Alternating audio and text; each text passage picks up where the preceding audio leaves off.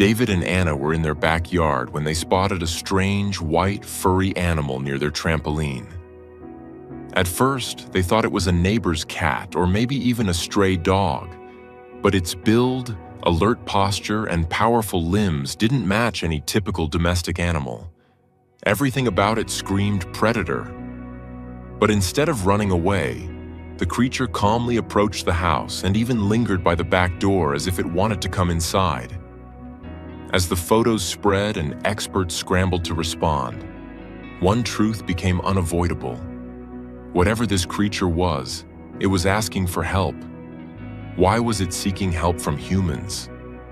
And when wildlife experts investigated this animal's past, they uncovered a dark secret. Before we start, hit the like button and make sure to subscribe if you haven't, and hit that notification bell so that you won't miss any new stories. The morning sun cast long shadows across the manicured lawn of David and Anna Mitchell's suburban home in Oakwood Rise, just on the edge of England's Peak District. It was a crisp Saturday in early November, the kind of day where the rolling hills stood sharp against a crystalline blue sky and the last golden beech leaves clung to their branches before winter's arrival. David sipped his tea while Anna prepared breakfast on the deck, the smell of coffee and bacon drifting through the cool air. "Look at that view," Anna said, gesturing toward the moors with her spatula. "Days like this make me grateful we moved here from Manchester." David nodded, watching the steam rise from his mug. Their back gardens stretched out before them, a full acre bordered by tall pines, with a trampoline near the fence, and a vegetable garden Anna had lovingly tended all summer, now dormant for the season. That's when they saw it. Near the base of the trampoline, something white moved against the brown mulch and fallen leaves. At first, David assumed it was their neighbor's Persian cat, Snowball, who often wandered through their garden hunting voles. But as the creature stepped into the open, both David and Anna froze. This was no house cat. The animal stood about 2 feet tall at the shoulder, with powerful haunches and legs that spoke of explosive strength. Its coat was pure white, almost luminescent in the morning sun, with faint ghost-like markings barely visible along its sides. Most striking were its eyes, pale blue, almost silver, that held an intelligence and wildness that made David instinctively take a step back. "What on earth is that?" Anna whispered, setting down the spatula slowly, as if sudden movement might provoke it. The creature's head turned toward them with fluid grace. Its ears, topped with distinctive black tufts despite its otherwise white coloring, swiveled like radar dishes. The facial structure was unmistakably feline, but this was no domestic breed David had ever seen. The muscular build, the size of those paws, the way it moved with controlled power, everything about it screamed predator. "Get inside," David said quietly, already backing toward the sliding door. But the animal did something unexpected. Instead of fleeing or showing aggression, it padded closer to the house, its movements deliberate but non-threatening. It stopped about 15 feet from the deck, sat down, and simply watched them with those extraordinary eyes. "It's not acting afraid," Anna observed, not retreating inside. "Look at it. It's waiting." They stood frozen in this strange tableau for several minutes. The young couple on their deck, the mysterious white creature in their garden, all beneath the bright November morning. Finally, the animal rose, walked calmly to their back door, and lay down beside it like a dog waiting to be let in. "This isn't normal," David said, pulling out his phone. "Wild animals don't do this." For the next 2 hours, the creature remained by their door. David called the RSPCA, but the weekend skeleton crew said they could only respond to aggressive or injured animals. He tried the local wildlife trust, but got voicemail. Meanwhile, Anna had started documenting everything with her camera, taking dozens of photos from different angles through the window. "The fireworks," Anna suddenly said, looking at the calendar on her phone. "Guy Fawkes Night. If this animal is still here when they start..." David knew what she meant. The Oakwood Rise Fairgrounds were only 2 miles away, and the annual Bonfire Night fireworks display was massive. If this creature was lost or displaced, the noise could send it into a panic, potentially making it dangerous or causing it to injure itself.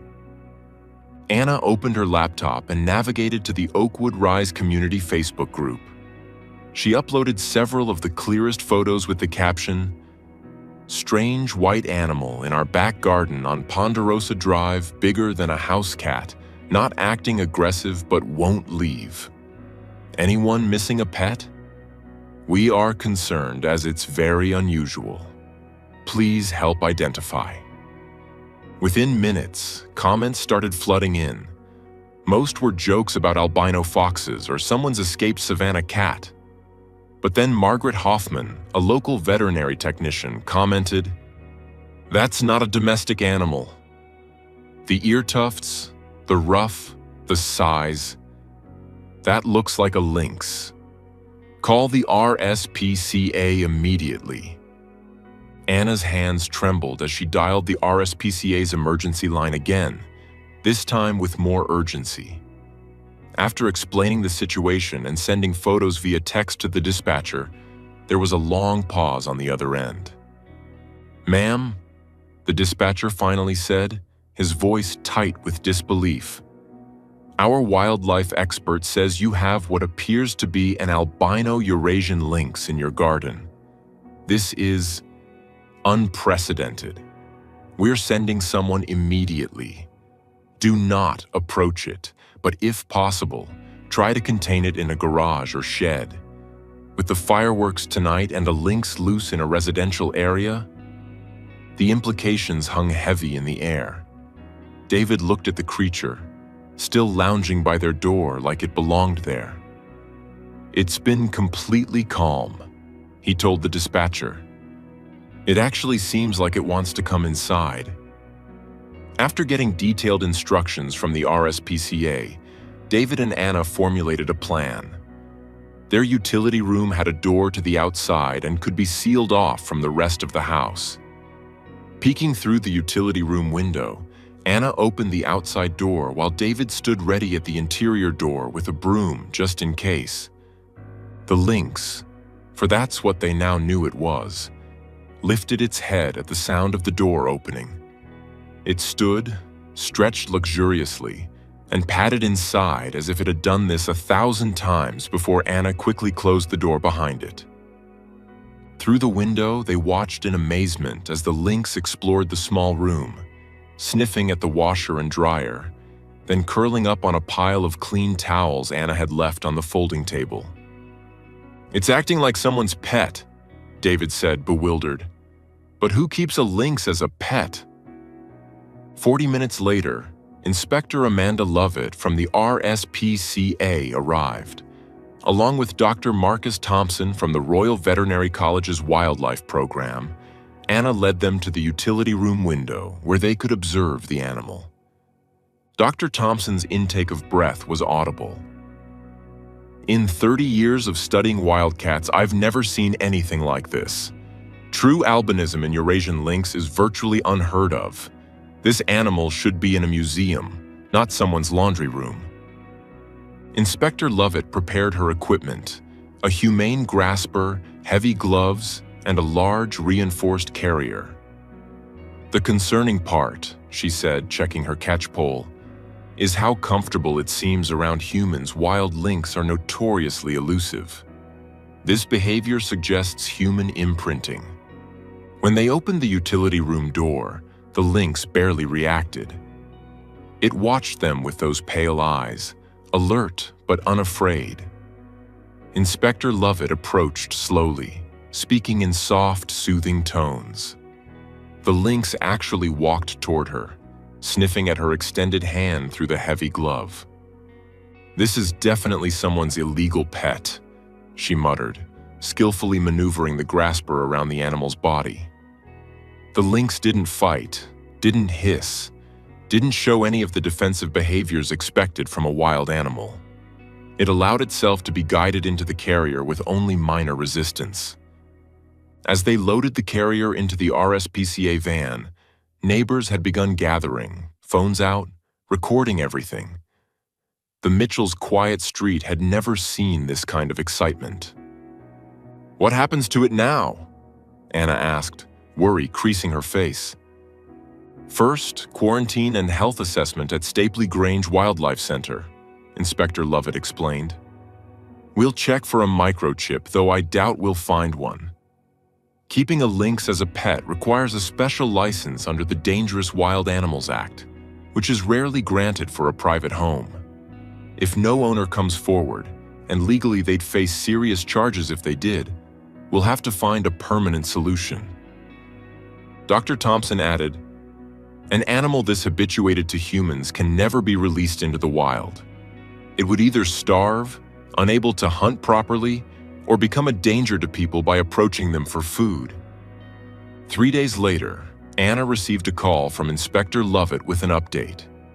The lynx, which the staff had named Ghost, was healthy but definitely hand-raised. He was slightly overweight from a diet of what appeared to be domestic cat food. His teeth showed signs of captive feeding, and his comfort level with humans was absolute. He would purr when keepers approached and showed zero hunting instincts when presented with live prey. "We've uncovered something interesting," Inspector Lovett said. "Our investigation led us to reports of exotic animal trafficking in the region from about 5 years ago. A ring was busted that was selling exotic pets to wealthy clients. Everything from servals to caracals to, apparently, at least one albino lynx kit that was never recovered." Anna gasped. "You mean Ghost was stolen as a baby and sold illegally?" "Most likely. The timing matches. Ghost is approximately 5 years old based on dental examination. Someone probably paid thousands for him as a kitten, kept him hidden all these years, and either released him or he escaped. Given how he came to your door seeking help, I'd guess the latter." The story became more heartbreaking when the full investigation results came in 2 weeks later. Using Ghost's unique albino genetics, wildlife forensic experts traced his likely origins to a wild lynx population in the Carpathian Mountains. 5 years ago, a female lynx with unusual coloring had been found dead near her den, shot by poachers. Her kits were never found, assumed dead. But one white kit, it seemed, had survived, only to be sold into the exotic pet trade. The question of Ghost's immediate future remained. Standard wildlife sanctuaries couldn't take an imprinted lynx that might endanger their rehabilitation programs. Zoos were reluctant to display an animal with such a controversial background. For several weeks, Ghost remained at Stapley Grange, winning over every keeper with his unusual personality, wild enough to maintain his dignity, tame enough to make everyone fall in love with him. The breakthrough came from an unexpected source. Dr. Sarah Martinez, a specialist who ran a sanctuary called Wild Futures Reserve in the Devon countryside, heard about Ghost through professional networks. Her facility specialized in providing permanent homes for wild animals that couldn't be released due to human imprinting or injury. Animals caught between the wild and domestic worlds. "I've worked with several former pet lynx," Dr. Martinez told the Mitchells when she called to update them, having heard they'd been following Ghost's story. "They require specialized care, but they can live fulfilling lives in the right environment. Ghost will have a 2-acre enclosure with climbing structures, a heated den, water features, and most importantly, no pressure to be either wild or tame. He can just be himself." David and Anna drove out to visit Ghost at his new home 3 months after finding him in their garden. Dr. Martinez led them to his enclosure, a massive space enclosed with specialized fencing, filled with pine trees, rock formations, and multiple platforms at various heights. A small stream ran through one corner, and there were several den boxes hidden among artificial cave structures. Ghost was lounging on a high platform in a patch of sun, his white coat brilliant against the dark wood. When he saw them, or perhaps when he saw Dr. Martinez, who brought his afternoon feeding, he descended with liquid grace, approaching the fence with that same calm confidence they remembered. "He's thriving," Dr. Martinez said, offering Ghost chunks of venison through the feeding slot. "He'll never be wild, but he's learning to be a lynx again. He's starting to scent mark, he's playing with enrichment toys, and last week, he actually stalked and caught a live rabbit we released in his enclosure, though he then didn't quite know what to do with it." Anna watched Ghost eat, noting how much more muscular he looked, how his coat seemed thicker and healthier. What about his original owners? Were they ever found? Dr. Martinez shook her head. Never came forward. They probably panicked when he escaped, knowing the legal ramifications. Keeping a lynx in a residential area, especially one stolen from the wild as a kit, they'd face serious charges. As they prepared to leave, the lynx paused in his feeding, those remarkable pale eyes focusing on them. For a moment, the wild and domestic seemed to blur. A rescued wild animal, a human family, connected by a strange twist of fate on a bright November morning. "Thank you," Dr. Martinez said suddenly, "for not panicking, for getting him help. So many stories like this end badly. The animal shot as a threat, or dying of starvation, or spending life in a tiny cage. Ghost got lucky the day he chose your garden." Driving home, the hills painted purple by the setting sun, Anna reached over and squeezed David's hand. "Do you think he was happy?" she asked. "Those 5 years as someone's pet?" David considered this. Maybe happy isn't the right word. He survived, but he was living half a life, neither wild nor truly domesticated, like being caught between two worlds and belonging to neither. But now, David glanced at his wife. Now he has a chance to be what he is, not what someone tried to make him. That's all any of us can hope for, isn't it? As they pulled into their driveway, the same garden where their adventure began looked ordinary again. Just a lawn, a trampoline, a quiet suburban home. But the Mitchells knew better. They'd learned that sometimes the extraordinary hides in plain sight, that wild hearts can beat behind the most unexpected doors, and that sometimes being lost is just the first step toward being found. Ghost would live out his days at Wild Futures Reserve, neither pet nor wild, but something in between. A testament to both human cruelty and human compassion. Visitors to the sanctuary would marvel at the white lynx with silver eyes, never knowing the full story of poachers and traffickers, of a frightened couple on a bright November morning, of a wild animal that knocked on a door seeking help and, against all odds, found it. Dr. Martinez would later install a plaque on Ghost's enclosure that read, "Every creature deserves to live as nature intended. When we fail them, the least we can do is give them dignity in their survival."